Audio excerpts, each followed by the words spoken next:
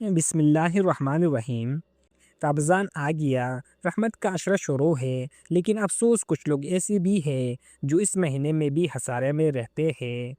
کیا ہم ان میں تو شامل نہیں؟ نمبر 1، جو روزہ رکھ کر بھی گناہ نہ چھوڑے۔ حدیث نمبر 1، حضرت ابو ہریرہ رضی اللہ عنہ روایت کرتے ہیں، رسول اللہ صلی اللہ علیہ وآلہ وسلم نے فرمایا، جو شخص جھوٹ اور برے عمل کو نہ چھوڑے، اللہ کو اس کے بھوکا پیاسے رہنے کی کوئی حاجت نہیں۔ صحیح البخاری حدیث نمبر 1903۔ صرف بھوکا رہنا کافی نہیں، کردار بھی بدلنا ہوگا۔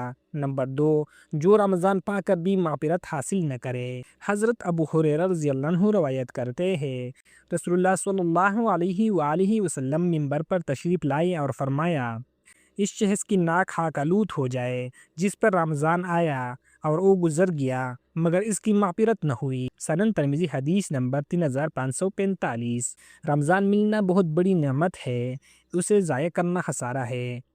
نمبر 3، جو ذکر اور دعا سے غافل رہے۔ حضرت ابو ہریرہ رضی اللہ عنہ روایت کرتے ہیں، رسول اللہ صلی اللہ علیہ وآلہ وسلم نے فرمایا، بہت سے روزہ دار ایسے ہیں جنہیں اپنے روزے سے سوائے بھوک کے کچھ حاصل نہیں ہوتا۔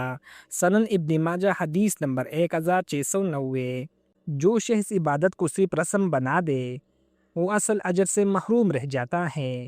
قرآن پاک میں اللہ تعالیٰ فرماتے ہیں، بے شک انسان خسارے میں ہے سوائے ان لوگوں کے جو ایمان لائے، نیک عمل کیے، حق کی وصیت کی اور صبر کی تلقین کی۔ سورۃ العصر آیات نمبر 2-3۔ خلاصہ، پہلے عشرے میں خسارے والے لوگ جو روزہ رکھ کر بھی گناہ نہ چھوڑے، جو رمضان پا کر بھی مغفرت حاصل نہ کرے، جو ذکر، دعا اور اخلاص سے غافل رہے۔